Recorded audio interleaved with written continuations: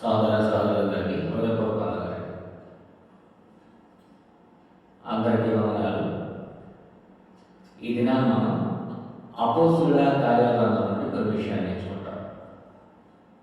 అపోస్తుల కార్యాల గ్రంథం మనం చదువుతున్నప్పుడు సువార్తల తర్వాత సువార్తల కొనసాగింపుగా అపోస్తుల కార్యాల గ్రంథం మనకి ఉంటుంది. ముఖ్యంగా లోకా సువార్త కొనసాగింపుగా అపోస్తుల కార్యాల గ్రంథం ఉంటుంది. మృతుల్లో నుండి లేచిన యేసు, వివరంగా చెప్పాలంటే దేవుడు యేసు మృతుల్లో లేపారు. దేవుడు యేసును మృతుల్లో నుండి లేపిన తర్వాత ఆయన తన గురించిన సాక్ష్యాలు రుజువులు శిష్యులకు కనపరుస్తూ 40 దినాలు వారితో ఉన్నారు. అపోస్తుల కార్యాల గ్రంథం మనం చదువుతున్నప్పుడు 3వ వచనం, మొదటి అధ్యాయం 3వ వచనం, ఆయన శ్రమ పడిన తర్వాత 40 దినముల వరకు వారికి అగ్గపడచ్చు.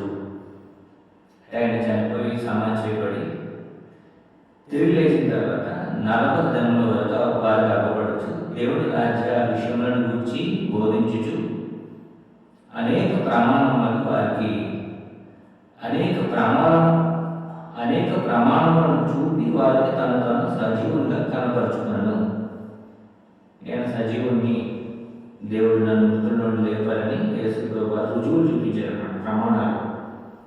ప్రమాణాలు రుజువులు మన పుట్టినట్లో కూడా రుజువులు అని ఉంటాయి. వారెవరో రుజువు చేసుకున్నారు, యేసు ప్రభువు దేవుడు లేపారు, యేసు మృతుల నుండి లేచాడని రుజువుపరుచుకున్నారు. వారెవరో ఊడిపరుచుకున్న తర్వాత వారు శిష్యులుగా నిలబడిపోయారు. అంత పూర్వం చెదిరిపోయిన శిష్యులు ఇప్పుడు ధైర్యంగా నిలబడ్డారు, ఊడిపరుచుకున్న తర్వాత నిలబడ్డారు. యేసు ప్రభువు మార్కు సువార్త 16వ అధ్యాయం 16వ వచనంలోను, మత్తయి సువార్త 28వ అధ్యాయంలోను మనం చదువుతుంటే శిష్యులుగా చేసే ఒక కార్యక్రమాన్ని అపోస్తులకు అప్పగించారు. కాబట్టి వాళ్ళు కూడా శిష్యులుగా చేయడానికి వారు ప్రారంభించారు. ఈ విషయం మనకు అపోస్తుల కార్యాలయంలో కనిపిస్తుంది. సువార్తల కొనసాగింపు అంటే యేసు ప్రభువు మృతుల్లో లేచాడనే విషయాన్ని ఊడిపరుచుకున్న అపోస్తులు వారు శిష్యులుగా స్థిరపడి అనేకులను వారు ఏదైతే విశ్వాసంలో ఉన్నారో, వారు ఏదైతే ఊడిపరుచుకున్నారో, రుజువు చేసుకున్నారో ఆ రుజువులు వాక్యానుసారంగా రూఢిపరుస్తూ అనేకులను యేసు ప్రభువుకు శిష్యులుగా చేస్తున్నారు. ఈ విషయం మనం అపోస్తుల కార్యక్రమం అంతా చూస్తాం అన్నమాట.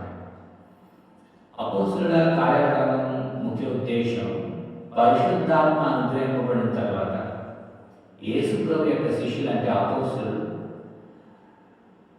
ఏర్పడిన సంఘం, అంటే అపోస్తులు మొదట ఉన్నారు, ఆ తర్వాత సంఘం ఏర్పరచబడింది. ఈ చర్చ్, ఈ సంఘం విస్తరించింది. వారు ఎలాగా నడిపించబడ్డారో, దేవుడు వారిని ఎలా నడిపించారు, దేవుడి స్వార్థను వారు ఎలా ప్రకటించారు అనేది అపోస్తుల కార్యక్రమంలో మనం వివరంగా చూస్తాం.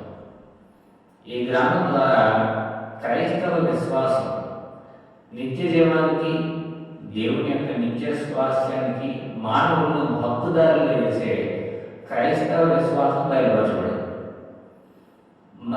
ఇంకా ఏమున్నాయంటే వారి పరిచర్య ప్రారంభ దశలో ఎలా కొనసాగింది అనే విషయం మనం అపోస్తుల కార్యాలయంలో చూస్తాం. ఈ అపోస్తుల కార్యాలయం లోక రాసినట్లుగా మనకి లోకా సువార్త మొదటి అధ్యాయం, అంటే లోకా సువార్తలోను, లోకా రాసిన మొదటి గ్రంథంలోను, అలానే అపోస్తుల కార్యాలయంలో మనకి స్పష్టమవుతుంది. లోక చరిత్రకారులుగా, లోక వైద్యుడిగా ఉన్నాడు. లోక ఈ అపోస్తుల కార్యాలయాన్ని రాసేదాన్ని పండితులు నమ్ముతున్నారు. దానికి సంబంధించిన రుజువులు కూడా స్పష్టంగానే మనకు ఉన్నాయి. లోక ఈ గ్రంథాలు రాస్తున్నప్పుడు, లోకా సువార్త, అపోస్తుల కార్యాలయంలో రాస్తున్నప్పుడు ఘనత వహించిన థెయోఫిలా అని ప్రారంభించారు. ఆయన ఒక వ్యక్తికి చారిత్రక విషయాలు రాస్తున్నట్లుగా మనం ఈ గ్రంథంలో చూస్తాం. థెయోఫిలస్ అనే గ్రీకు పదానికి దేవుని ప్రేమించువాడు అని అర్థం. లోకా సువార్త మరియు అపోస్తుల కార్యాలు, ఈ రెండు గ్రంథాలు కూడా, ఈ రెండు పుస్తకాలు కూడా థియోఫిలస్ అనే పేరు కలిగిన వ్యక్తికి అంకితం చేసినట్లుగా, లేకపోతే ఆ వ్యక్తి పేరుని రాసినట్లుగా, ఆ వ్యక్తికి రాసినట్లుగా మనకు కనిపిస్తుంది.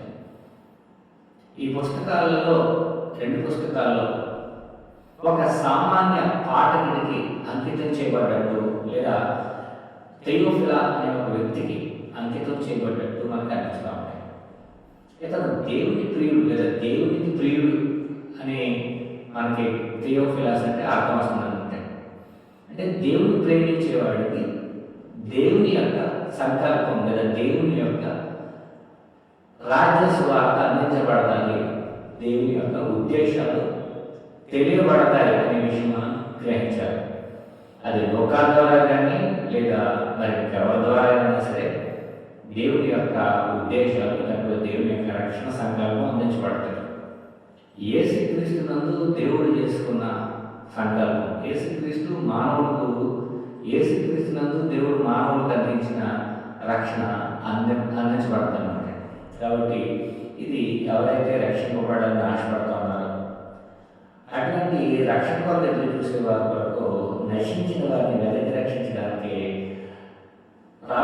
వచ్చిన రక్షకుడు లేదా దేవుడు పంపిన రక్షకుడి యొక్క సువార్త లోక సువార్తలోను, తర్వాత అపోస్తలుల కార్యాలయంలోనూ మనకు కనిపిస్తుంది. సువార్తల కొనసాగింపుగా అపోస్తలుల కార్యాలయంలో ఉంటుంది. ముఖ్యంగా లోక సువార్త విషయాలు మనం ముందుగానే నేర్చుకున్నాం, మరొకసారి జ్ఞాపకం చేసుకున్నాం అన్నమాట. ఇంకొక ప్రాముఖ్యమైన విషయం ఏంటంటే, సువార్తలను మిగిలిన పత్రికలు అంటే పౌలు రాసిన పత్రికలు కానీ లేకపోతే అపోస్తలులు రాసిన పత్రికలు కానీ, ఈ అపోస్తలుల కార్యాలయం ఒక బ్రిడ్జ్ లాంటిది లేదా ఒక లింక్ లాంటిది. పత్రికలకు సువార్తలకు మధ్య ఒక వారధిగా ఉందన్నమాట అపోస్తలుల కార్యాలయం. యేసుక్రీస్తు పరిచర్య ఈ గ్రంథంలో కొనసాగుతుంది. అంటే యేసుప్రభు యొక్క లెగసీని, ఆయన యొక్క పరంపరను యేసుప్రభు యొక్క శిష్యులు కొనసాగిస్తున్నారు.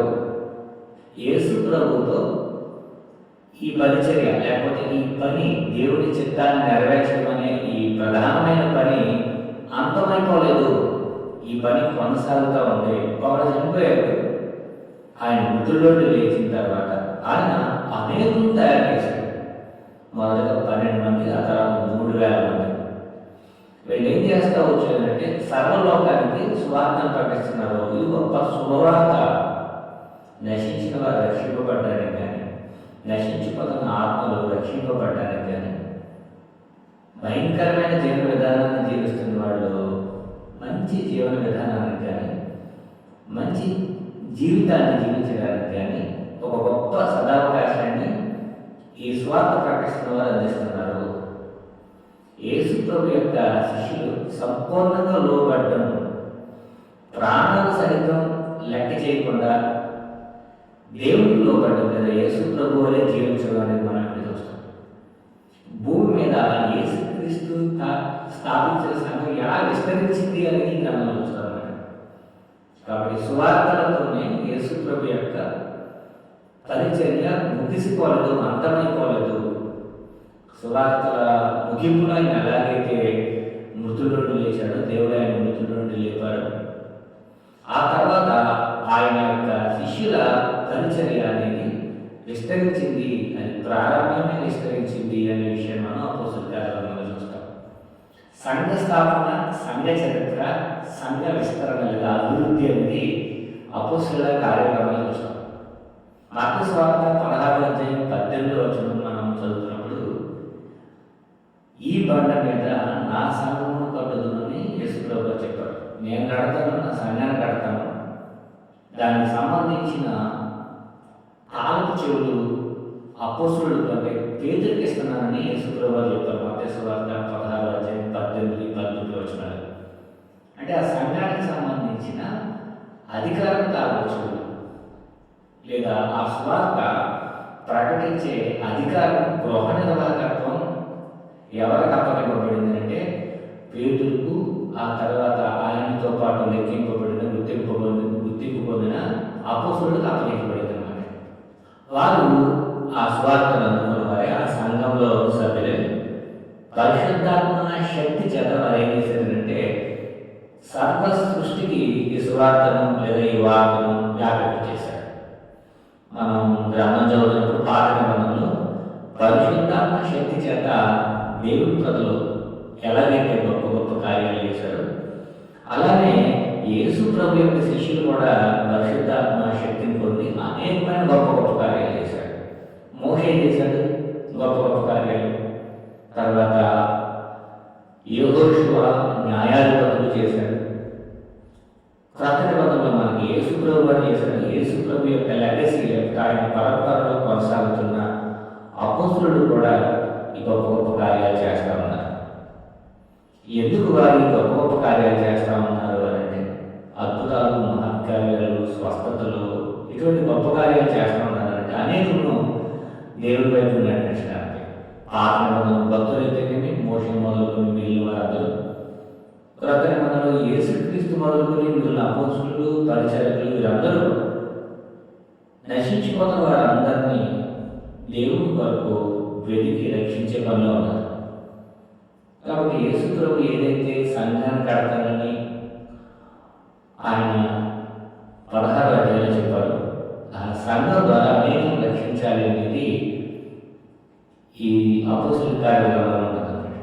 అపోస్తుల కార్యాలయంలో ఉన్న ముఖ్య ఉద్దేశంలో మరొక ప్రాముఖ్యమైన విషయం ఏంటంటే, మొదటిగా యెరూషలేము, యూదయ, సమరయ ప్రాంతాల్లో పేతురుతో ప్రారంభింపబడిన, అంటే పేతురు వారికి నాయకుడిగా కనిపిస్తూ ఉంటారు.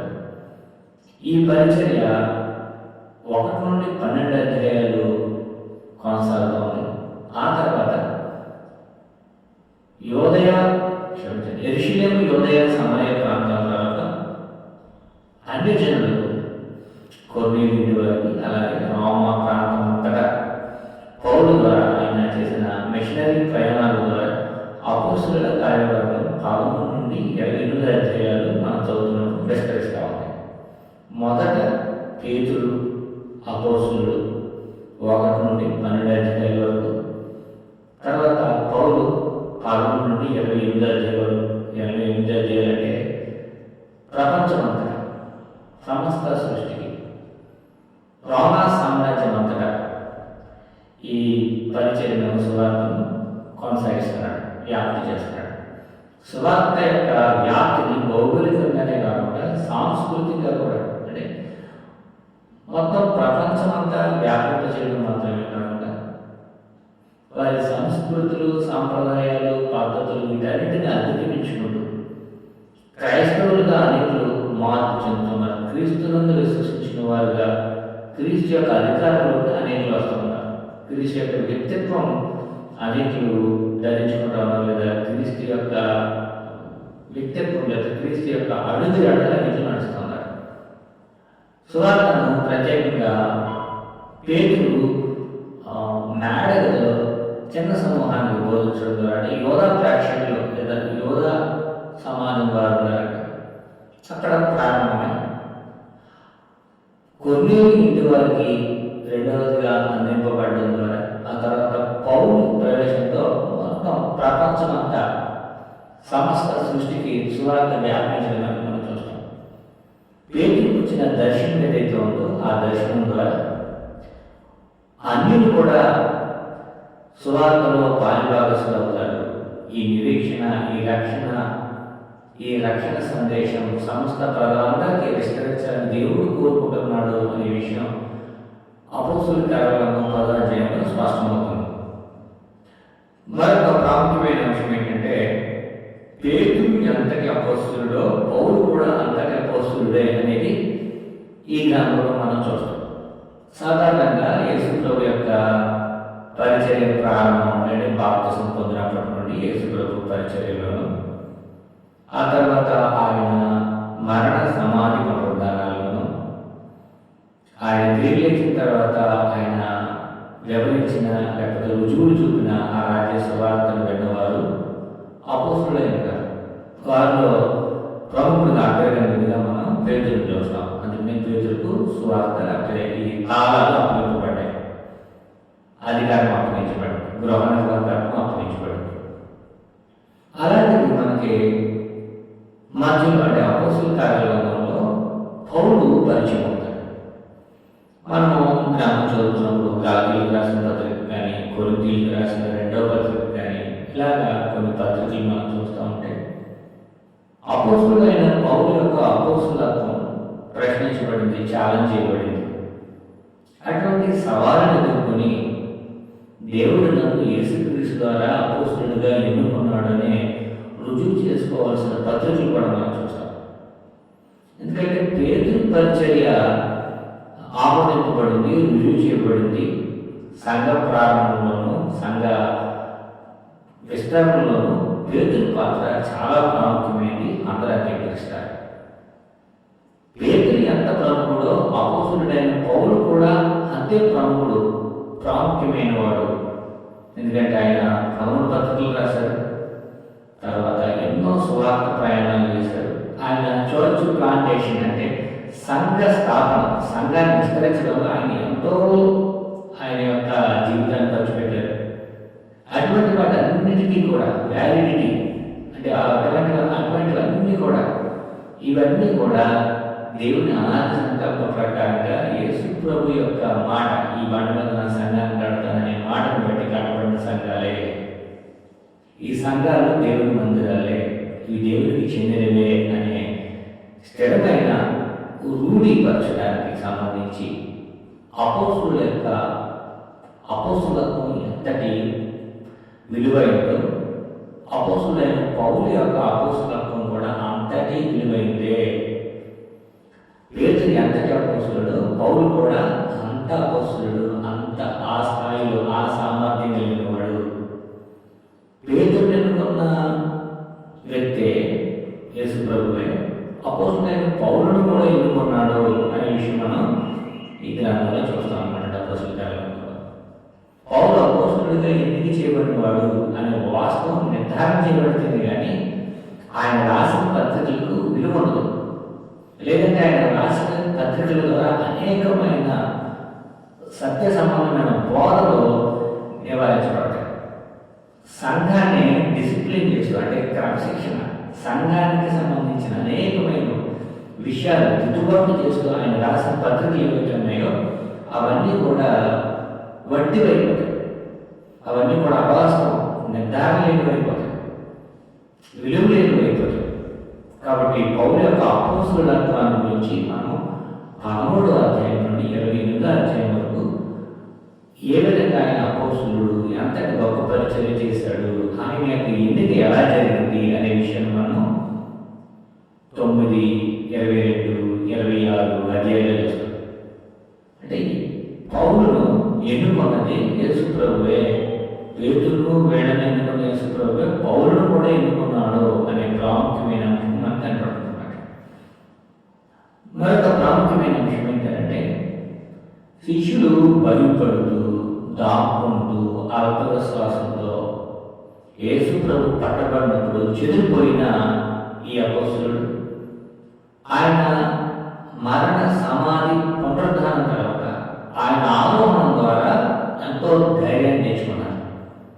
ప్రాణాలకు తెగించి వారు సమాజాన్ని ఎదిరించి అధికారులకు మతానికి ఎవరికి లొంగకుండా తలపోకుండా ప్రాణాలకు తెగించి స్వార్థ ప్రకటించారు. అంత పూర్వం వారు అలాగే ఉన్నారంటే భయపడుతున్నారు, దాక్కుంటున్నారు, చెదిరిపోయారు, ఆత్మవిశ్వాసంతో ఉన్నారు.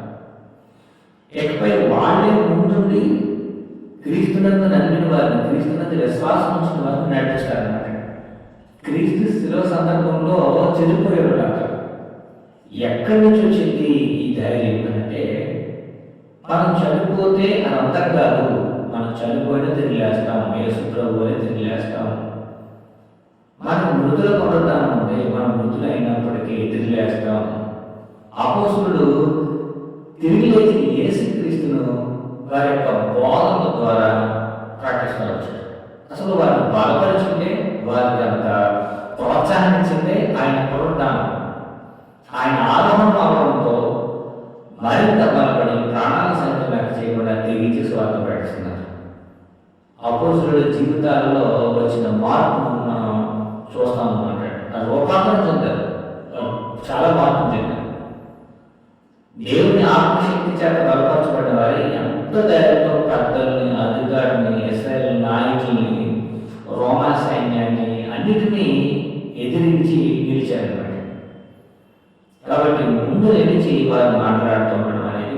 అపోస్తలుల కార్యాలు అందుకనే ఈ గ్రంథానికి అపోస్తలుల కార్యములు, యాక్ట్స్ ఆఫ్ అపోస్తల్స్ అని ఉండాలి, ఇంగ్లీష్ యాక్ట్స్ అని ఉంటుంది.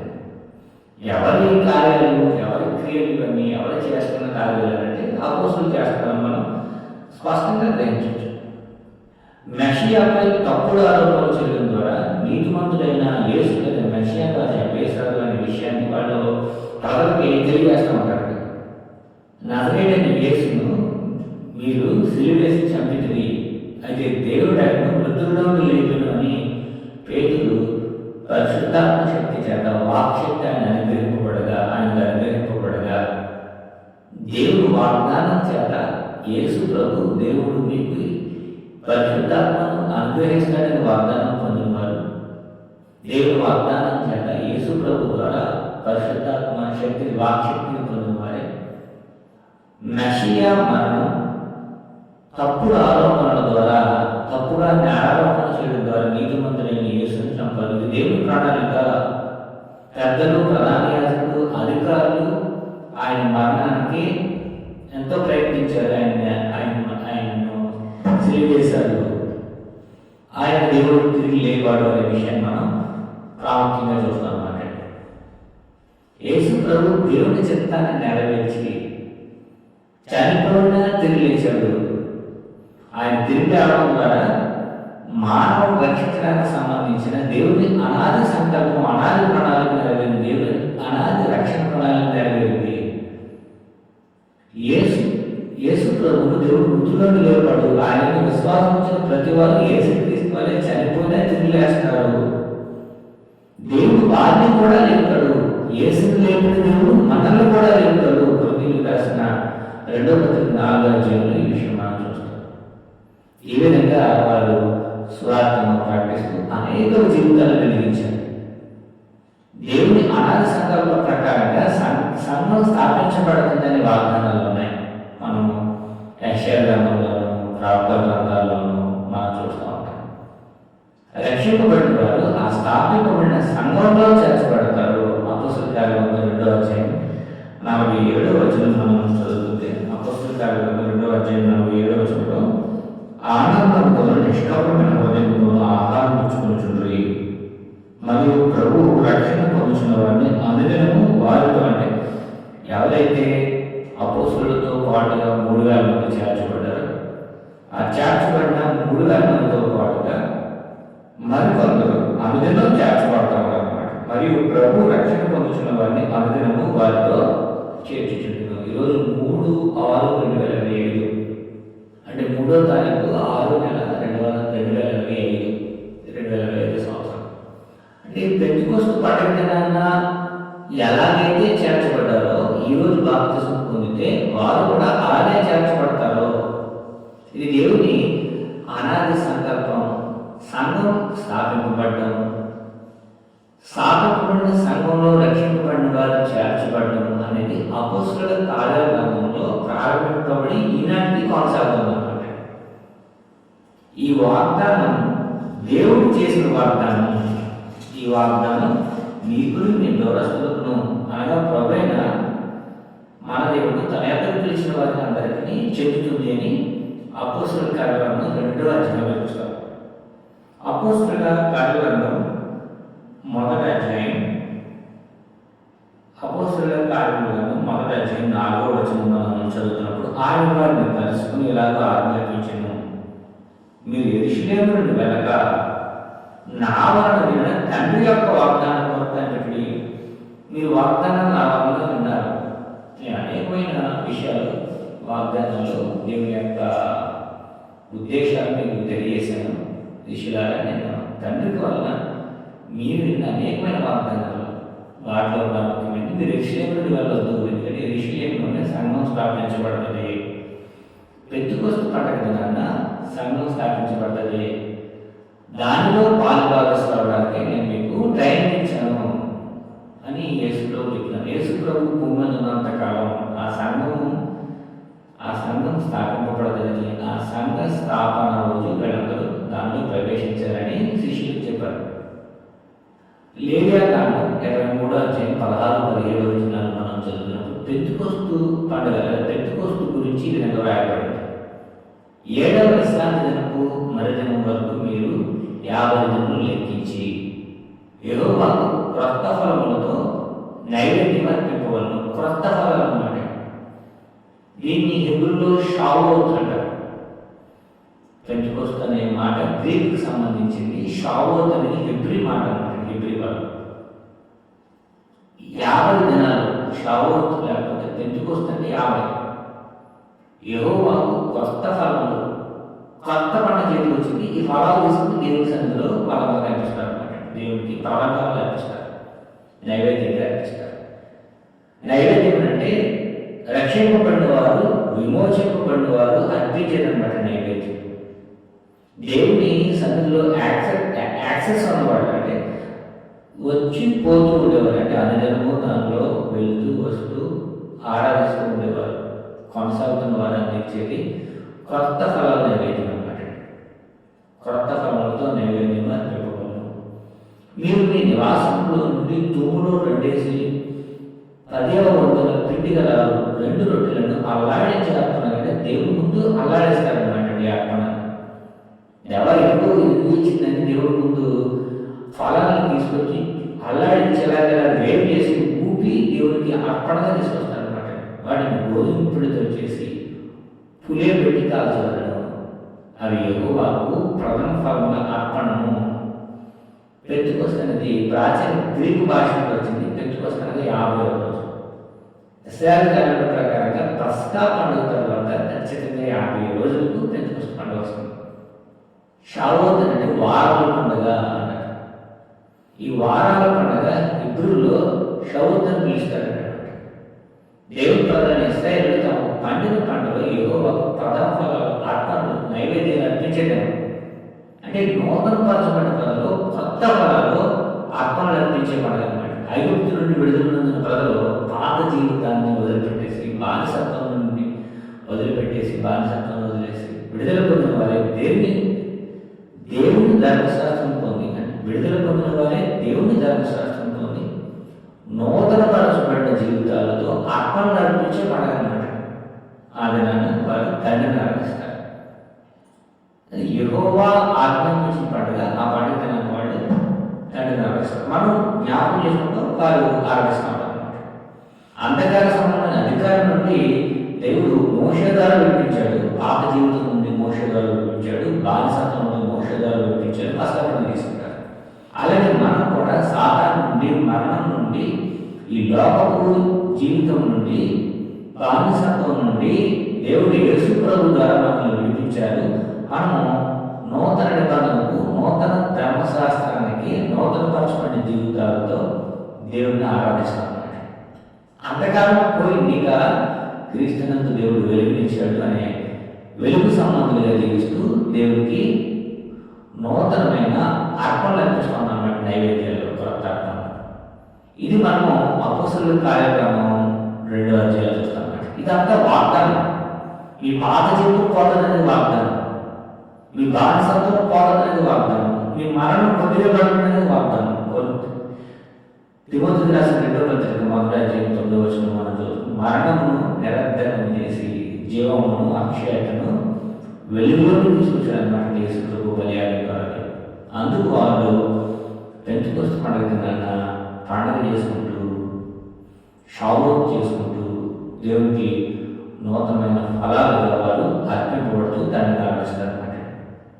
ఇది ధర్మశాస్త్రం ఇచ్చిన రోజు ఈ పండుగ, కొత్త ఫలాల పండుగ. యేసుక్రీస్తు పునరుద్ధారణ అయిన తర్వాత 40 దినాలు భూమిపై నుండి వాళ్ళు రుజువు చూపుతూ కరెక్ట్గా 50వ దినానికి వచ్చేసరికి వారికి పరిశుద్ధాత్మ శక్తి, అంటే దేవుడి వాగ్దానం. మనం ముందుగానే చదువుకున్నాం కదంటే దేవుడి వాగ్దానం అన్నమాట. ప్రామిస్ ఆఫ్ ద ఫాదర్, దేవుడి యొక్క ప్రామిస్ అన్నమాట. వాళ్ళు ఆ వాగ్దానాన్ని రిసీవ్ చేసుకున్నారు. ఫుల్ఫిల్ అయింది వాళ్ళ జీవితంలో. నెరవేరింది, ఆ వాగ్దానం నెరవేరింది అన్నమాట. యెషయా గ్రంథం 2వ అధ్యాయము 3-4 వచనాలు ఈ విషయాన్ని మనం చూస్తాం. యోవేలు గ్రంథం 2వ అధ్యాయం 28-31 వచనాలు మనం చూస్తాం. ఈ విషయాలు మనము గ్రంథంలో, అంటే యేసు ప్రభు యొక్క మినిస్ట్రీలో మనం చూసినట్లయితే లోకా సువార్త 4వ అధ్యాయం 47 నుండి 49 వచనాలు మనం చదువుతున్నప్పుడు యేసు ప్రభు శిష్యులతో పాటుగా ఉన్నప్పుడు, అంటే తిరిగి లేచిన తర్వాత శిష్యులతో పాటు ఉన్నప్పుడు మీరు యెరూషలేము నుండి వెళ్ళొద్దు, బయటకు వెళ్ళొద్దు అని చెప్పిన మాటలు లూకాసు వార్త 4:47-49 ఒకసారి చదువుదాం. లూకాసు వార్త 24:47-49 అంటే అపోస్తల కార్యాల గ్రంథంలో మనము లూకాసు వార్త కొనసాగింపు చూస్తాం అన్నమాట. యెరూషలేము మొదలుకొని సమస్త జనములలో ఆయన పేరట మారు మనసు పాప క్షమాపణయు ప్రకటింపబడినదియు రాయబడినది. ఈ సంగతులకు మీరే సాక్షులు. ఇదిగో నా తండ్రి వాగ్దానం చేసినది మీ మీదకి పంపుచున్నాను. నా తండ్రి వాగ్దానం, నా తండ్రి డిజైన్ ఇది, నా తండ్రి ప్రణాళిక, నా తండ్రి సంకల్పం ఇది. మీరు పని నుండి శక్తి పొందు వరకు పట్టణంలో నిలిచి ఉండండి. ఇక్కడ నిలిచి ఉండండి, వెళ్ళిపోవద్దు. ఎక్కడికి టైం అయిపోయింది, టైం దగ్గరికి వచ్చేసి ఇంకా అక్కడికి వెళ్ళిపోవద్దు, చదువుకోవద్దు అని చెప్పారు. ఈ విషయాన్ని మనము యేసు ప్రభు యోహాను సువార్త 14వ అధ్యాయంలో 16, 18, 26 వచనాల్లో, 15వ అధ్యాయంలో, 16వ అధ్యాయం 13, 14 వచనాలు మనం గమనించినట్లయితే యేసు ప్రభు తనతో పాటు ఉన్న 12 మంది శిష్యులకు ప్రత్యేకంగా చేసిన తండ్రి వాగ్దానాల గురించి, వాటి యొక్క నెరవేర్పు గురించి మనము అపోస్తలుల కార్యక్రమంలో 2వ అధ్యాయం మొదటి నుండి చూస్తే మనం గ్రహిస్తాం అన్నమాట. ఆ వాక్శక్తి ఆ 12 మంది మీద రావడం అనేది మనం చూస్తాం. ఆ 11 మందితో కూడా లేచి నిలిచి పేతురు మాట్లాడుతుంటారు అన్నమాట. కాబట్టి ఏదైతే యేసు ప్రభు శిష్యులకు ఆజ్ఞాపించారో ఆ విషయం మనం అపోస్తలుల కార్యక్రమం 1 నుండి 11 వచనాల మధ్య మనం చూస్తాం. ఆయన తిరిగి లేచిన తర్వాత రుజువులు చూపించి జరగబోయే విషయాలు ఎలా ఉంటాయి, తండ్రి వాగ్దానం మీ జీవితాల్లో నెరవేర్చబడబోతుంది, మీరందరూ పరిశుద్ధాత్మ శక్తిని పొందుతారు. అప్పుడు యెరూషలేము, యోదయ, సమరయ ఈ ప్రాంతాలు, తర్వాత భూమి ప్రాంతాల వరకు మీరు స్వార్థం ప్రకటిస్తారనే మాట మనం చూస్తాం. ఆ మాట చెప్పిన తర్వాత యేసు ప్రభు ఆగమనమైపోయారు. ఒకసారి ఆ మాట మనం చదువుకున్నాం. అపోస్తలుల కార్యాల 1వ అధ్యాయం 11వ వచనం మనం చదువుతుంటే, గలిలయ మనుషులారా మీరెందుకు నిలిచి ఆకాశం వైపు తేరి చూస్తున్నారు? మీ అందరినీ పరలోకం చేర్చుకోవాలని చేసి పరలోకానికి దేవుడు యేసు ప్రభువును చేర్చుకున్నారన్నమాట. 9వ వచనం నుండి మనం ఈ మాటలు చెప్పి ఏ మాట్లాడంటే ఆయన వెళ్ళిపోయే ముందు చెప్పాల్సిన మాటలన్నీ చెప్పి యెరూషలేములోనే ఉండండి అని చెప్పి, తండ్రి వాగ్దానం మీ జీవితాలు నెరవేర్చబడబోతుందని చెప్పి వారు చూచుచుండగా ఆయన ఆరంభమైన అప్పుడు వారి పనులకు కనబడకుండా ఒక మేఘం ఆయన కొనుక్కోయింది. ఆయన వెళ్ళిచుండగా వారు ఆకాశం వైపు తేరు చూచుచుండ్రి. ఇదిగో తెల్లని వస్త్రం ధరించుకున్న 2 మనుషులు వారి యొక్క నిలిచి ఆయన ఏ రీతిగా వెళ్ళినా ఆ రీతిగా వస్తాడని చెప్పడం జరిగింది అన్నమాట. అంటే ఆయన నేను తిరిగి లేచిన దేవుడు తిరిగి లేపడని ఆయన సాక్షించాడు అన్నమాట. 1 నుంచి 3 వచనాలు. తర్వాత పరిశుద్ధాత్మ కూర్చున్న వాగ్దానాన్ని 4 నుండి 8 వచనాలు చెప్పారు. శిష్యులు పరలోకానికి యేసు ప్రభు ఆగమనం అయిపోవడం మనం చూస్తాం అన్నమాట. కాబట్టి ఈ విధంగా శిష్యులు బలపరచబడిన వారే వారు కూడా పరలోకపు నిరీక్షణతో బ్రతుకుతూ అనేకుల్ని దేవుడి వైపు నడిపిస్తూ ఉంటారు అన్నమాట. ఈ విషయాలను అపోస్తలుల కార్యాలను చూస్తాం. అపోస్తలుల కార్యాలను సింపుల్గా చెప్పాలంటే 1 నుండి 12 అధ్యాయాల వరకు యెరూషలేము, యోదయ, సమరయ ప్రాంతాల్లో సంఘ విస్తరణ, స్వార్థ ప్రకటన. 13 నుండి 22 అధ్యాయాల మధ్య సమస్త దేశాలకు లేకపోతే సమస్త సృష్టికి, రోమా ప్రాంతానికి సహితం అంటే uttermost parts of the earth, భూమి అంతాల వరకు స్వార్థ విస్తరణ ప్రకటన మీద మనం చూస్తాం. 1 నుండి 12 అధ్యాయాల వరకు ఒక భాగం, 13 నుండి 22 అధ్యాయాల వరకు ఒక భాగం. రెండవ పాయింట్ ప్రాముఖ్యంగా అపోస్తలుడైన పేతురు అంతటి అపోస్తలుడు, పౌలు కూడా అంతటి అపోస్తలుడు. 3వ పాయింట్ మనం ప్రాముఖ్యంగా గమనించినట్లయితే సువార్తలకు, పత్రికలకు మధ్య అపోస్తలుల కార్యాలయంలో వారధిగా ఉందన్నమాట. ఇదంతా ఎలా జరుగుతుందంటే దేవుడి సంకల్పం ప్రకారంగా దేవుడి వాగ్దానం బట్టి, తండ్రి వాగ్దానం బట్టి జరుగుతుందని యేసు ప్రభు చెప్పారు. ఈ విషయాన్ని మనం ప్రాముఖ్యంగా మనం గమనించాలి. ముఖ్యమైన వచనాలు అపోస్తలుల కార్యాలయం 1వ అధ్యాయం ఆయనను పరిశుద్ధాత్మ మీ మీదకి వచ్చినప్పుడు 1:8 అపోస్తలుల కార్యాలయం 1వ అధ్యాయం మీరు శక్తివంతులు కనుక మీరు యెరూషలేములోని యోదయ, సమరయ దేశంలో భూదిగంతం వరకు సాక్షి అంటాడు వారితో చెప్పారు. వారికి శక్తి వచ్చింది, శక్తిని పొందుకున్నారు. వారు ఎలా కొనసాగారంటే అపోస్తలుల కార్యాలలో 2:42-47 వచనాలు మనం చదువుతున్నప్పుడు, వీరు అంటే క్రీస్తునందు బాప్తిసం పొందిన వారు, క్రీస్తు అధికారంలోకి వచ్చి క్రీస్తు అధికారికంగా బ్రతకడానికి ఇష్టపడేవారు. వీరు అపోస్తలుల బోధనను, సహవాసమును, రొట్టె విరుచుటను, ప్రార్థన చేయటను ఎడతెగకుండా ఉన్నారు. అప్పుడు ప్రతిమానికి బయలుదేరను మరియు అనేకమైన మహత్కార్యములను, సూచక క్రియలను అపోస్తలుల ద్వారా జరిగినందుకు వాక్యం స్థిరపరచబడ్డారు. విశ్వసించిన వారు ఏకంగా కూడా తమ తల్లిదండ్రులు సమష్టిగా ఉంచుకున్నారు. వాళ్ళలో వన్నెస్ ఉందన్నమాట, అంటే ఏకత్వం ఉంది. ఇది కాక వారు తమ స్థిరాస్తులను అమ్మి అందరినీ వారి అక్కడికి పంచిపెట్టారు. మరియు వారి ఏక మనసు లేదు. ప్రజలను దేవాలయంలో తప్పక కూడుకొని ఇంటేటా రొట్టి వచ్చి దేవుని స్తుతించు అందరి వల్ల జరుగుతున్న వారి ఆనందంతోనూ నిష్కపటమైన హృదయంతోనూ ఆహారం పుచ్చుకుంటుంది మరియు ప్రభు రక్షణతో వచ్చిన వారిని అనుదినము వారితో చేర్చుతుంది. ఈ విధంగా మనం గ్రంథం చదువుతున్నప్పుడు వారు ఎలాగా ఆ విశ్వాసం, ఆ పరిచర్య అంతమైపోకుండా కొనసాగింది అనే విషయాన్ని లోక ఒక చరిత్రకారులుగా ఆయన అనేకమైన రుజువులతో ఈ గ్రంథాన్ని రాస్తున్నాడు అనమాట. థియోఫిలస్ అంటే గ్రంథ వహించిన వారికి ఈ గ్రంథం, ఈ రుజువులు ఎవరెవరికి అంటే ఒక సామాన్యుడికి, ఒక థియోఫిల అంటే గ్రంథ వహించిన వ్యక్తికి కూడా ఈ చారిత్రక వాస్తవాలు రాస్తాడనమాట. అది సామాన్యులు, అమాయకులు అనేది కాదు, ప్రముఖులు కూడా నమ్ముతారు అనమాట. అందుకనే థియోఫిలస్ అంటే ఒక ఆయన విద్వాంసుడు అనమాట. అటువంటి విద్వాంసుడు దేవుడు ప్రేమించేవాడు అన్నవాడు.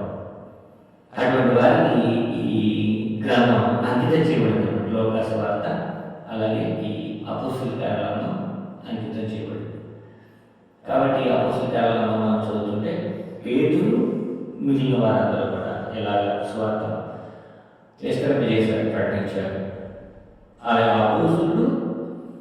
అపోస్తలుల యొక్క అంటే ఆయనతో పాటుగా పనిచేసిన వారు పరిచారకులు, సంఘంలో ఉన్న అపోస్తలులు, పరిచారకులు ఏ విధంగా పనిచేశారు, ఏ విధంగా ఈ సంఘాన్ని విస్తరింపజేశారు. ఈరోజు భారతదేశంలో మారుమూల ప్రాంతంలో కూడా సువార్త ప్రకటింపబడతా ఉందంటే ఆనాడు వాళ్ళు చేపట్టిన ఆ మహత్తరమైన భూదిగంతాలు సుమారుగా 200 భాషలు అంటే అన్ని భాషలు, 200 దేశాలు అంటే అన్ని దేశాలను బైబిల్ ప్రాచుర్యంలో ఉందంటే, క్రైస్తవ విశ్వాసం ఉందంటే దానికి గల కారణం ఆనాడు ప్రారంభించబడిన ఆ విశ్వాసం. క్రీస్తుని ముఖ్యమైన మూలరాయిగా దేవుడు వేసి కట్టిన ఆ సంఘం. ఆ విధంగా దేవుడు ప్లాన్ చేశారు, దాన్ని విస్తరణ చేశారు. పాఠములలో కూడా ఇలాగే ఉండాలని దేవుడు ఇశ్రాయేలును వారి యొక్క విశ్వాసాన్ని విస్తరించేయాలనుకుంటే వారు పతనమైపోయారు. కానీ యేసుక్రీస్తుని మూలగా వేసి కట్టిన ఈ విశ్వాసం ఏదైతే ఉందో, సంఘం ఏదైతే ఉందో, ఈ సంఘం విస్తరించి వ్యాపించి అనేకులకు చాలతీరే ఒక గొప్ప వృక్షంగా ఉందన్నమాట. మనం మత్తయి సువార్త 13వ అధ్యాయంలో చదువుతుంటే అక్కడ ఒక చిన్న వృక్షం ఉంటుంది. ఆ వృక్షం అనేక మందికి నీడనిస్తుంది. ఒకసారి ఆ వాక్య భాగాన్ని మనం చదువుతుంటే చూపించుకున్నాం. మత్తయి సువార్త 13వ అధ్యాయం మనం చదువుతున్నాం. మత్తయి సువార్త 13వ అధ్యాయం మనం చదువుతుంటే 31 నుండి ఆయన మరి ఒక ఉపమానం వారితో చెప్పాను. పరలోక రాజ్యం ఒకడు తీసుకుని తన పొలంలో పెట్టిన ఆలయాన్ని పోలినది. అది విత్తనములన్నింటిలో చిన్నది, కానీ పెరిగినప్పుడు పొలములన్నింటిలో పెద్దదై ఆకాశ పక్షులు వచ్చి దాని కొమ్మల యందు నివసించినంత చెప్పారు. కాబట్టి విత్తనములన్నింటిలో చిన్నదే, పెరిగినప్పుడు పొలములన్నింటిలో పెద్దదై ఆకాశ పక్షులు వచ్చి దాని కొమ్మల యందు నివసించే అంత చెప్పింది. అనేకులు వచ్చి నివసించి సేద తీర్చుకొని సంరక్షింపబడి పోషింపబడి నిత్యజీవం కొరకు ఆశ్రయం పొందే ఒక గొప్ప వృక్షంగా విస్తరించిన అన్నమాట. గోధుమ గింజ భూమిలో పడి అది సాగుకుంటేనే కానీ ఎలా ఫలించదో, అలాగే యేసుప్రభు వారు కూడా చనిపోయి సమాధి చేయబడి తిరిగి లేస్తేనే కానీ ఆయన స్థాపించబోయే ఒక మహత్తరమైన కార్యక్రమం కొనసాగదన్నమాట. కాబట్టి యేసు ప్రభు చనిపోయిన సమాజంలో తిరిగి లేచాడు. అలాగే యేసు క్రీస్తుని విశ్వాసం ఉంచిన వారు కూడా చనిపోయి సమాజంలో తిరిగి లేస్తారనే ఉద్దేశంతో దేవుడు స్థాపించిన సంఘం ఏదైతే ఉందో అది తండ్రి వాగ్దానం ఉన్న తండ్రి డిజైన్ బట్టి యేసుక్రీస్తును ముఖ్యమైన మూలాలు చేసిన స్థాపించడం విస్తరించింది. ఆ విస్తరించిన ఆ గొప్ప దేవుని యొక్క వ్యవస్థలో ఆ నిత్యజీవానికి సంబంధించిన ఆ రాజ్య వ్యవస్థలో మనం ఉన్నాం. కాబట్టి దానిలో కొనసాగుతూ రక్షణను భయంతో కొనసాగించుకుంటూ దేవుని యొక్క కృపను సంపూర్ణంగా పొందాలని ఆ నిత్య రాజ్యాన్ని మనందరం కూడా స్వతంత్రించుకుని దేవుని యొక్క శాశ్వతమైన జీవితంలో శాశ్వతమైన నివాసంలో మన యొక్క జీవితాన్ని స్థిరపరచుకోవాలని కోరుతూ శ్రద్ధని అందరికీ పూర్వకంగా చెల్లిస్తూ ముగిస్తాను. ప్రార్థించండి. పరిశుద్ధంగా కృపమైన ఆయన మా తండ్రి మీకు స్తోత్రాలు. గడిచిన కాలం అంతా మీ కృపను ఆదరించి సజీవుల నుంచి కాపాడారు. మీ కుమారుల ద్వారా మమ్మల్ని రక్షించుకొని శాశ్వతమైన మా తండ్రి విశ్వాసాన్ని నిత్య జీవాన్ని మీ కుమారుల ద్వారా మాకు స్వాస్థ్యాన్ని అనుగ్రహించినందుకు స్తోత్రాలు. మీ కుమారుని యొక్క సంఘంలో మేము ఎదిగి ఫలించినట్లుగా ఈ సువార్త ద్వారా సంఘ విస్తరణ వ్యాధులు మా తండ్రి మా వంతు మేము కృషి చేయనట్లుగా సహాయం దయచేయండి. యేసుక్రీస్తు యొక్క పరంపరను శిష్యులు కొనసాగించినట్లుగా వారి యొక్క పరంపరను వారి యొక్క బోధన ఉన్నట్లుగా మా తండ్రి మేము ధ్యానించి గ్రహించి అనేది అందించినట్లు సహాయం జ్ఞానం దయచేయండి. మా ప్రిపేర్లో తండ్రి ఈ ఆన్లైన్ కార్యక్రమం ద్వారా ఈ యాప్ ద్వారా చేరి మిమ్మల్ని స్తుతించి మీ వాక్యాన్ని ధ్యానిస్తూ మీ ప్రిపేర్లందరిని బట్టి స్తోత్రాలు. ప్రతి ఒక్కరిని వారి కుటుంబాన్ని వారు చేసిన పరిచయాన్ని ఆస్వాదించండి, దీవించండి. అనారోగ్యంతో బాధపడుతున్న వారు ఉన్నట్లయితే బలపరిచిందండి, మీ చిత్తానుసారంగా బలపరచండి, స్వస్థపరచండి. ఈ రాత్రి విశ్రాంతి మాకు గ్రహించవలసిందని ఈ ప్రార్థన కుమారుల ద్వారా సమర్పిస్తున్నాం. మీకు సమర్పిస్తున్నాం మా తండ్రి.